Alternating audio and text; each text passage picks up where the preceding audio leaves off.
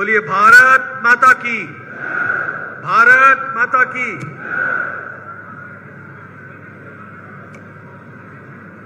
आज के इस कार्यक्रम में मंच पर उपस्थित भारतीय जनता पार्टी के प्रदेश के जुझारू अध्यक्ष सम्मानीय सीपी जोशी जी, राजस्थान की पूर्व मुख्यमंत्री और वर्तमान में हमारी राष्ट्रीय उपाध्यक्ष बहन वसुंधरा जी,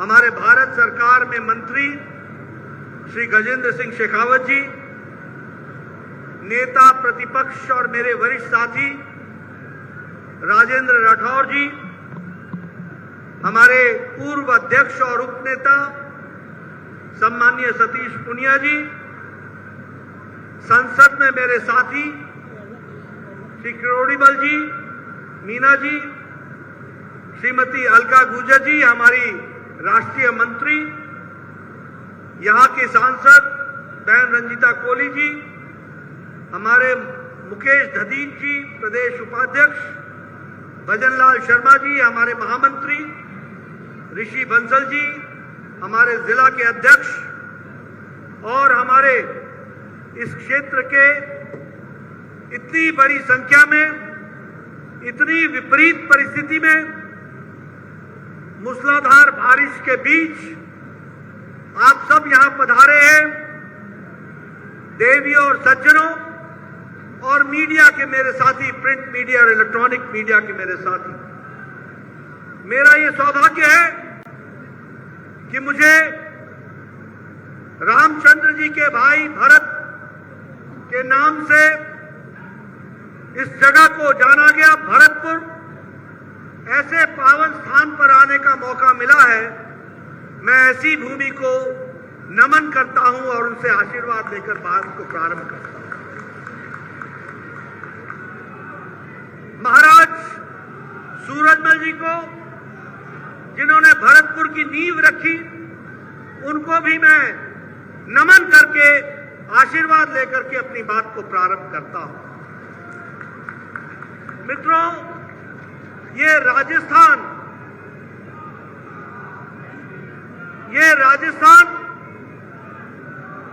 वीरों की भूमि है, तपस्वियों की भूमि है, देशभक्तों की भूमि है, स्वाधीनता संग्राम में अपने आप को आहूत करने वालों की भूमि है।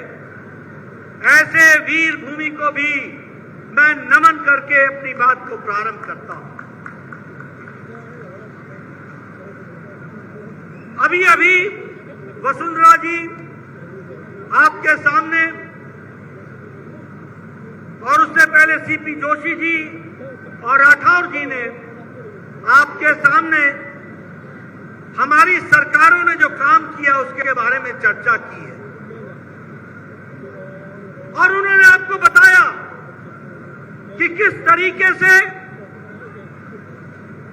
उनके समय में जब वसुंधरा जी मुख्यमंत्री थी और नरेंद्र मोदी जी का आशीर्वाद रहा, तो किस तरीके से राजस्थान तीव्र गति से आगे बढ़ा, इसके बारे में उन्होंने आपके सामने चर्चा की। मैं एक ही बात कहूंगा कि ये 9 साल आदरणीय मोदी जी के, ये 9 साल बेमिसाल सेवा, सुशासन और गरीब कल्याण के साल हैं। और जब मैं ऐसा कहता हूं तो मैं आपको सिर्फ ये भी कहना चाहता हूं कि मोदी जी ने सिर्फ सरकार ही नहीं चलाई, मोदी जी ने सिर्फ देश को आगे ही नहीं बढ़ाया, मोदी जी ने देश की राजनीति की संस्कृति को बदल डाला। इस बात को भी हमको ध्यान में रखना है। आज राजनीति की संस्कृति बदल गई। आज उन लोगों को खतरा हो गया जो पार्टियों के नाम पर अपने वंशवाद को चला रहे थे और पनपा रहे थे। आदरणीय प्रधानमंत्री जी ने को समाप्त करके विकासवाद को आगे बढ़ाया और आम आदमी को आगे ले जाने का काम किया। प्रधानमंत्री मोदी जी ने वोट बैंक की राजनीति, तुष्टीकरण की राजनीति, मेवा बांटने वाली राजनीति और मेवा खाने वाली राजनीति से देश को निकाल करके सेवा की दृष्टि से विकास को आगे बढ़ाने का काम किया तो मोदी जी ने किया। इसीलिए आज राजनीति की संस्कृति बदल गई है। मैं बड़े स्पष्ट शब्दों में कहना चाहता हूं, आप देश की तस्वीर देखो, आप देश की तस्वीर देखो, कहां कहां वंशवाद ने अपने आप को फैला लिया। भारतीय जनता पार्टी को छोड़कर कोई पार्टी वंशवाद से अछूती नहीं रह गई, कोई पार्टी नहीं रह गई। ये अकेली भारतीय जनता पार्टी है जहां साधारण परिवार से आकर कोई राष्ट्रीय अध्यक्ष बनता है, कोई प्रदेश अध्यक्ष बनता है और कोई भारत का प्रधानमंत्री नरेंद्र मोदी बनता है। इस बात को भी हमको समझना चाहिए। आप देखिए जम्मू कश्मीर में बीजेपी का किसके साथ झगड़ा है? National conference, Omar Abdullah, Farooq Abdullah.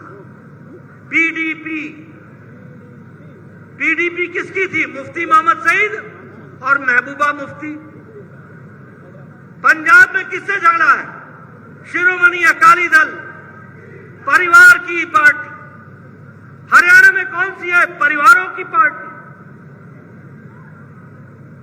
उत्तर प्रदेश 24 करोड़ का प्रदेश है, लेकिन बीजेपी का लड़ाई किसी एक परिवार की पार्टी से है। समाजवादी पार्टी, अखिलेश की पार्टी। बिहार में हम किससे लड़ रहे हैं?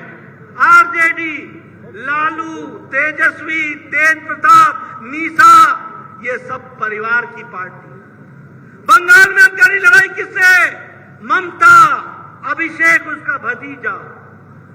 उड़ीसा में हमारी लड़ाई किससे है? नवीन बाबू, बीजू पटनायक। आंध्र प्रदेश में हमारी लड़ाई किससे है?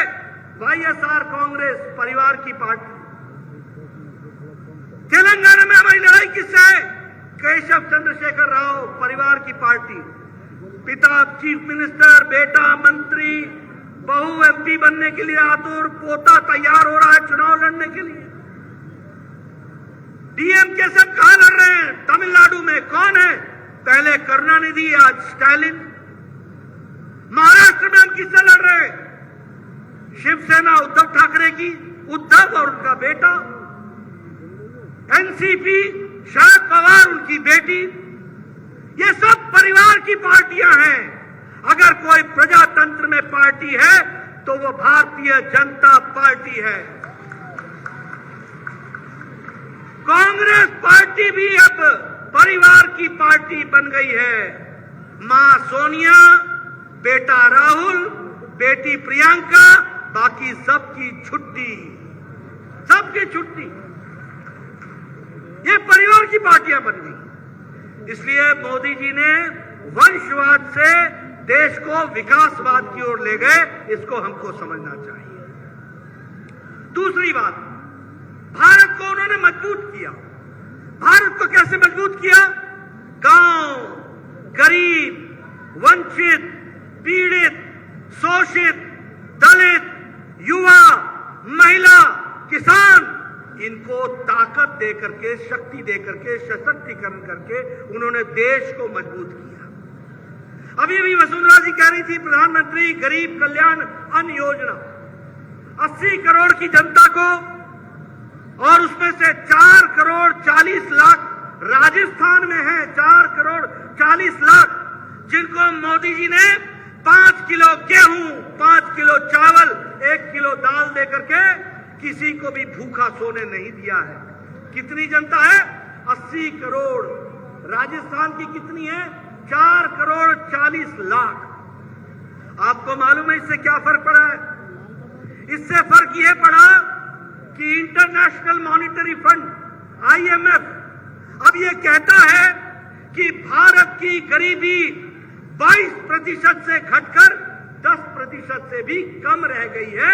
ये भारत की उभरती तस्वीर है। आपको मालूम है इंटरनेशनल मॉनिटरी फंड क्या कहता है? इंटरनेशनल मॉनिटरी फंड कहता है कि भारत की अति गरीबी 1% से भी कम आ गई है। ये बदलता भारत है, ये आगे बढ़ता भारत है, ये गरीबों को ताकत देने वाला भारत है। अगर हम बात करें प्रधानमंत्री आवास योजना, 4 करोड़ लोगों को आवास मिला है और यहां राजस्थान में 20 लाख लोगों को आवास, पक्के मकान देने का काम नरेंद्र मोदी जी की सरकार ने किया है। देश में 4 करोड़ और 20 लाख मकान राजस्थान में दिए। मैं कई बार ये घटना सुनाता हूं। किरोड़ीमल जी भी बड़े पुराने MLA, बड़े पुराने MP रहे। मैं भी 93 में MP बन गया, MLA बन गया। 93 में जब मैं MLA था तो मेरा BDO, ब्लॉक डेवलपमेंट ऑफिसर, मेरे पास आके बोलता था कि नड्डा साहब आपको खुशखबरी सुनानी है। मैंने कहा सुनाओ। तो कहता था कि आपको एक पंचायत में एक इंदिरा आवास योजना का घर मिला है। एक पंचायत में एक। मेरी 22 पंचायतें थी, यानी 22 घर। तो मैं कहता था उनसे कि भैया ये इंदिरा आवास योजना अपने पास ही रखो, मैं नहीं बांट पाऊंगा। एक अनार 100 बीमार मैं कहां से बांटूंगा? तुम बांटो, हम तो नहीं बांट सकते। लेकिन आज मोदी जी हैं तो 4 करोड़ पक्के घर बन करके तैयार होते हैं और आपको दिए जाते हैं। ये अंतर है मित्रों। आयुष्मान भारत, आयुष्मान भारत, ये हमारे जितने भी प्रथम पंक्ति में बैठे हैं, ये सब MLA MP हैं और रहे हैं। आप पता कीजिए, आज से 10 साल पहले हमारी स्थिति क्या होती थी? हम लिखते थे प्रधानमंत्री जी इसका बाईपास होना है, ये मेरे गांव का, मेरे इलाके का गरीब व्यक्ति है, ये इलाज के लिए इसको पैसे नहीं है, 2 लाख रुपए इसको कृपया देने का आप अनुशंसा करें। मुख्यमंत्री जी इसकी किडनी का ऑपरेशन होना है, इसको 5 लाख रुपए चाहिए, कृपया आप इसकी अनुशंसा कीजिए। और मुख्यमंत्री हमको 1.5 लाख 2 लाख दे देते थे। अब 5 लाख के जहां चाहिए वहां 1.5 लाख लेकर के हम करेंगे क्या? लेकिन आज नरेंद्र मोदी जी ने 50 करोड़ लोगों को, 10 करोड़ 74 लाख परिवारों को हर साल गंभीर बीमारियों से लड़ने के लिए 5 लाख रुपए का हेल्थ कवर दिया है। 5 लाख रुपए का हेल्थ कवर। और ये हेल्थ कवर, याद रखना, ये हेल्थ कवर जाति के आधार पर नहीं है, ये गरीबी के आधार पर है।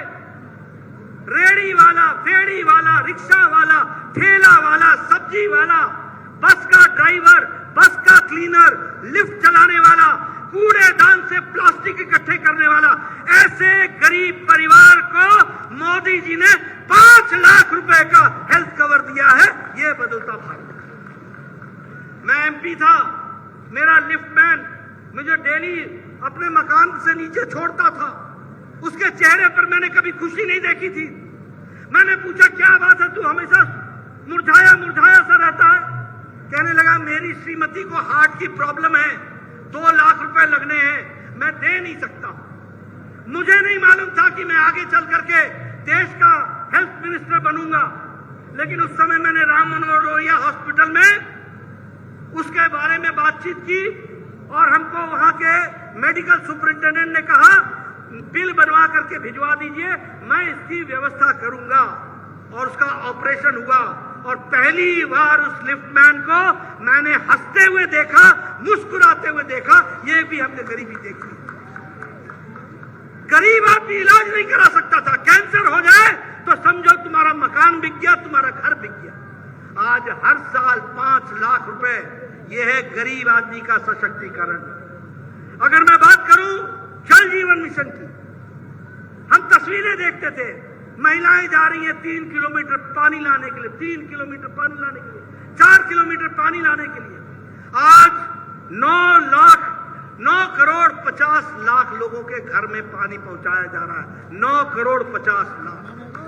और आपको जानकर खुशी भी होगी और दुख भी होगा। खुशी इस बात की होनी चाहिए कि जल जीवन मिशन में सबसे ज्यादा पैसा गजेंद्र शेखावत ने राजस्थान को दिया है और राजस्थान को जल जीवन मिशन में पैसा दिया। और दुखदाई खबर यह है कि गहलोत सरकार ने भ्रष्टाचार के कारण सबसे ज्यादा घोटाला और सबसे ज्यादा घटिया काम किया है, तो गहलोत सरकार ने किया है, यह भी आपको ध्यान रखना। 32 स्टेटों में 29वें नंबर पर राजस्थान खड़ा है। बोलो, ऐसी सरकार को प्रदेश में रहने दोगे क्या? रहने दोगे क्या? जो तुमको प्यासा मारे इसको रहने दोगे क्या? नवंबर में इनको वोट से प्यासा कर देना, समझ में आ जाएगा, और आगे जिता देना भारतीय जनता पार्टी को, फर्क समझ में आ जाएगा। और गजेंद्र जी का पैसा, मोदी जी का आशीर्वाद आप तक मिल जाएगा और पानी पहुंचेगा, ये बात भी आप ध्यान में रखिएगा। मित्रों, प्रधानमंत्री किसान सम्मान निधि 10 करोड़ 78 लाख 11 करोड़ लोगों को 2000 रुपए हर चौथे महीने मिल रहा है और डायरेक्ट मिल रहा है, कोई बिचौलिया नहीं, कोई बीच में नहीं। मोदी जी एक बटन दबाते हैं और 15 सेकंड के अंदर 10 करोड़ 78 लाख किसान के खाते में 2-2 हजार रुपए पहुंच जाता है। यह बदलता भारत है, इसको भी हमको ध्यान में रखना चाहिए। मित्रों, आज भारत की अर्थव्यवस्था 10वें नंबर से 5वें नंबर पर पहुंच गई है। जिसने हमको 200 साल राज किया, ब्रिटेन, उसको पछाड़ करके हम 5वें नंबर की अर्थव्यवस्था बन गए। और मोदी जी पर आशीर्वाद रखिएगा, बहुत जल्द आने वाले समय में भारत 3रे नंबर की अर्थव्यवस्था बनेगी, आगे बढ़ करके आएगी, ये भी हमको ध्यान रखना। मोबाइल आपके पास, सबके पास मोबाइल है, आप फोटो खींचते हैं। 9 साल पहले 92% मोबाइल, 92% मोबाइल विदेश से बन करके आता था, चाइना से बन के आता था। आज 97% मोबाइल भारत बना रहा है, भारत में मोबाइल बन रहा है, और इसको भी समझना। एप्पल भी अब यहां बनने लग गया है। ऑटोमोबाइल की मार्केट में हम 3रे नंबर पर हैं, स्टील के मैन्युफैक्चर में हम 2रे नंबर पर हैं। हर दृष्टि से हम विकास कर रहे हैं। खिलौने बनाने वाले में हम 3 गुना हमने अपना एक्सपोर्ट बढ़ा दिया है। इलेक्ट्रॉनिक गुड्स में हमारा एक्सपोर्ट बढ़ गया है। फार्मास्यूटिकल में हमारा एक्सपोर्ट बढ़ गया है। दवाई बनाने में दुनिया की डिस्पेंसरी भारत बन गई है। आज इस बात को भी हमको समझना चाहिए, ये बदलता भारत है। इसलिए आर्थिक जगत की बात करो, सशक्तिकरण की बात करो, विकास की बात करो, कोई भी बात करो, भारत हमेशा आगे चल रहा है। आपको जानकर खुशी होगी कि डायरेक्ट बेनिफिट ट्रांसफर, सीधा पैसा लाभार्थी के खाते में जाए, आपको जानकर खुशी होगी 22,50,000 लाख करोड़ ये पैसा ट्रांसफर हुआ है। और 2.5 लाख करोड़ रुपए जो बीच में बिचौलिए खा जाते थे, उसको बचाने का काम मोदी सरकार ने किया है। अभी अंतर्राष्ट्रीय जगत की बात हो रही थी। आप देखिए, अंतर्राष्ट्रीय जगत की बात करूं तो कोई कहता है Modi ji you are the boss, Modi ji you are the hero, कोई बोलता है आई एम योर फैन, कोई बोलता है बदलने के सबसे बड़े नेता है तो वो आदरणीय मोदी जी है जो देश में बदलाव लाते हैं, ये बात कही जाती है। लेकिन जब मोदी जी की तारीफ दुनिया में होती है और दुनिया के लोग मोदी जी के बारे में तारीफ करते हैं, तो यहां कांग्रेस के पेट में मरोड़ होता है। दुनिया तारीफ करती है। ऑस्ट्रेलिया का प्राइम मिनिस्टर कहता है Modi you are the boss, Elon Musk बोलता है आई एम योर फैन, कोई बोलता है यू आर दी हीरो। और यहां कांग्रेस को पेट में मरोड़ होती है। वो क्या बोलते हैं?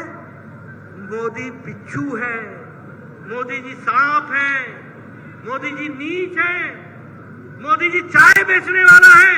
और वो जितना ये कहते हैं 140 करोड़ की जनता मोदी जी को आशीर्वाद देने के लिए तैयार होती है और आगे बढ़ती है। इस बात को हमको समझना चाहिए। यह है फर्क। लेकिन कांग्रेस पार्टी का जो हाल है वो आपने देखा। अभी देखिए दुनिया में, मैं आपको उदाहरण देता हूं। अभी अमेरिका गए थे मोदी जी, समझौता किस बात का हुआ कि हम स्पेस में इकट्ठा काम करेंगे। समझौता किस बात का हुआ कि क्रायोजेनिक इंजन भारत में बनेंगे। समझौता किस बात का हुआ कि टेक्निकल सपोर्ट हमको आपस में हम करेंगे। यही जब भारत का प्रधानमंत्री पहले जाता था तो चर्चा क्या होती थी? टेररिज्म, पाकिस्तान, हमारा झगड़ा, और वो अंपायर बनते थे। आज कोई पाकिस्तान की चर्चा नहीं करता। भारत भारत है, पाकिस्तान जहां खड़ा है वो आपको मालूम है। ये कांग्रेसी अनपढ़ महंगाई की बात करते हैं। खाने की सामग्री में महंगाई भारत की 2.7% है, 2.7। पाकिस्तान 48.75 है, अमेरिका 5.4 है, यूके 8% के लेवल से महंगाई हो रही है, रशिया 11% से महंगाई हो रही है, जर्मनी 9% से महंगाई बढ़ रही है, और भारत 2.7 पर खड़ा है। ये हमको समझना चाहिए। ये भारत का विकास की कहानी है। इसलिए हर दृष्टि से देखिएगा, विकास ही विकास। अब आप राजस्थान की बात लीजिए, बताइए यहां नेशनल हाईवे बन रहे हैं कि नहीं बन रहे हैं? नेशनल हाईवे बन रहे हैं कि नहीं बन रहे हैं? बन रहे हैं कि नहीं बन रहे हैं? मोदी जी ने वो 10वां तक, 200 तक वो सड़क 6 लेन बना दी कि नहीं बना दी? बना दी कि नहीं बना दी? उससे बताइए, बूंदी से लेकर कोटा से लेकर हमारे दौसा से लेकर के सबको लाभ हुआ कि नहीं हुआ? सबकी जमीनों के दाम बढ़ गए कि नहीं बढ़ गए? ये विकास की कहानी। कहीं मेट्रो बन रहा है, कहीं अंडरपास बन रहा है, कहीं ओवरब्रिज बन रहा है, कहीं एलिवेटेड रोड बन रहा है। 5000 किलोमीटर की सड़क राजस्थान में बनी है। 5000 किलोमीटर की नेशनल हाईवे की सड़क, और 54,000 किलोमीटर नेशनल हाईवे बना है। यूपीए के टाइम में एक दिन में 12 किलोमीटर सड़क बनती थी। मोदी जी के टाइम में प्रतिदिन 29 किलोमीटर नेशनल हाईवे बनता है। यह विकास की कहानी। रेल की पटरी 5 किलोमीटर पिसती थी, आज 8 किलोमीटर प्रतिदिन के हिसाब से रेल की पटरी बच रही है। विकास की नई कहानी लिखी जा रही है। यहां भरतपुर में आया हूं, मुझे खुशी है। वसुंधरा जी उस समय मुख्यमंत्री थी, मैं स्वास्थ्य मंत्री था। हम लोगों ने यहां पर 23 मेडिकल कॉलेज दिए, 23 मेडिकल कॉलेज, 11 मेडिकल कॉलेज चल पड़े हैं, और भरतपुर को भी मेडिकल कॉलेज दिया है। यह भी आप ध्यान में रखिएगा। विकास के लिए दृष्टि से आप आगे बढ़ाइए। जल जीवन में पैसा दिया जा रहा है, विकास के लिए दिया जा रहा है। हर दृष्टि से नेशनल इंस्टीट्यूट आ रहे हैं, रेल की नई पटरियां बन रही है। आपके सारे रेलवे लाइन इलेक्ट्रीफाई कर दिए कि नहीं कर दिए? सारों का इलेक्ट्रिफिकेशन हो गया कि नहीं हो गया? इसलिए विकास को आगे बढ़ाने का काम मोदी जी की सरकार ने किया है, और उसको बखूबी आगे बढ़ाया है। यह भी हमारे सबके सामने है। ये वंदे भारत ट्रेन अजमेर से चलती है और दिल्ली कैंट से चलती है अजमेर। ये कभी सोचा था कि इस तरीके से? ये वंदे भारत ट्रेन नहीं है, ये भारत के नए भारत का निर्माण का रास्ता है। इस बात को भी हमको समझना चाहिए। लेकिन मित्रों, मुझे दुख के साथ कहना पड़ता है कि गहलोत जी की सरकार आकंठ भ्रष्टाचार में डूबी हुई सरकार है। आकंठ भ्रष्टाचार में डूबी हुई सरकार। इनके पत्रकार मेरी बात नोट कर लेना, इन्होंने एक एक अपने एमएलए को भ्रष्टाचार का खुला लाइसेंस दे रखा है, और भ्रष्टाचार एक नहीं अनेकों तरीके से हो रहा है।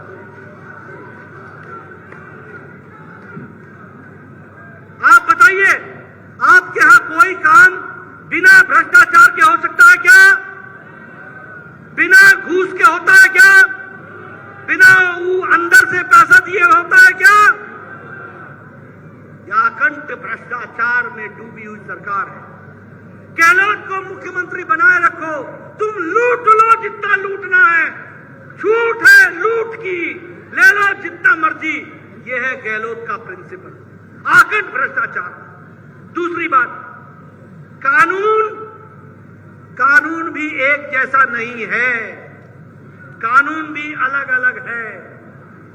अगर कोई हिंदुओं का त्योहार होता है तो अलग तरीके से देखा जाता है, अगर कोई त्योहार दूसरे मजहबों का होता है तो अलग तरीके से देखा जाता है। ये गहलोत सरकार का तुष्टीकरण का नतीजा है, तुष्टीकरण का नतीजा है। और सबसे बड़ी बात, आप बताइए, इसी जिले की मंत्री का पति दुष्कर्म के केस में फंसा है कि नहीं फंसा है? फंसा है कि नहीं फंसा है?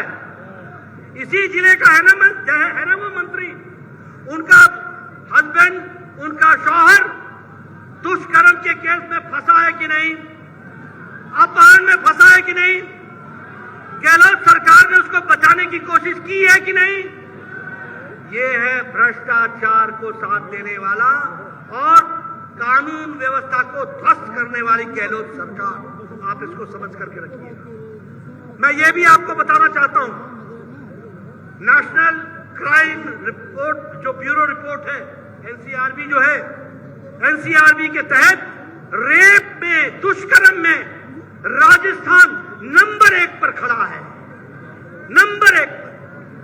ऐसी स्थिति आकर के खड़ी है। महिलाओं का कहीं भी सुरक्षित नहीं है, महिलाओं की कोई सुरक्षा नहीं, और सिर्फ परिवारों को बचाने के लिए वोट की खातिर काम कर रहे हैं। मित्रों, देखिएगा एक बात, आप अगर आरजेडी को वोट देते हैं तो आप लालू के परिवार को वोट देते हैं। आप अगर समाजवादी पार्टी को वोट देते हैं तो आप अखिलेश के परिवार और उनके बच्चों के लिए वोट देते हैं। अगर आप उद्धव ठाकरे शिवसेना को वोट देते हैं तो आप उद्धव ठाकरे के परिवार को परवरिश करने के लिए वोट देते हैं। आप अगर एनसीपी को वोट देते हैं तो शरद परिवार के परिवार को फलने फूलने के लिए वोट देते हैं। आप अगर ममता को वोट देते हैं तो आप ममता के परिवार को, उसके अभिषेक भतीजे को फलने फूलने के लिए और भ्रष्टाचार करने के लिए वोट देते हैं। आप अगर तेलंगाना में केसीआर को वोट देते हैं तो उसके परिवार को फलने फूलने के लिए वोट देते हैं। आप अगर वाईएसआरसी को, आरएसपी को वोट देते हैं, कांग्रेस को, तो आप वहां पर जगन रेड्डी के परिवार को वोट देते हैं। लेकिन अगर आप मोदी जी को वोट देते हैं तो याद रखिएगा, आप देश के लिए और अपने बच्चों के लिए, भविष्य के लिए वोट देते हैं, ये आप याद रखिए।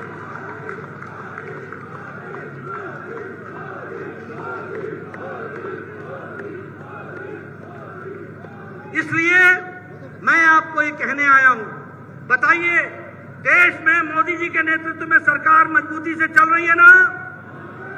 आपका विकास कर रही है ना? मोदी जी के विकास के पैसे को नीचे आने में गहलोत का भ्रष्टाचार चल रहा है ना? इस भ्रष्टाचार को मिटाना है ना? अगर मिटाना है तो राजस्थान में कमल खिलाना है, खिलाना है, खिलाना है।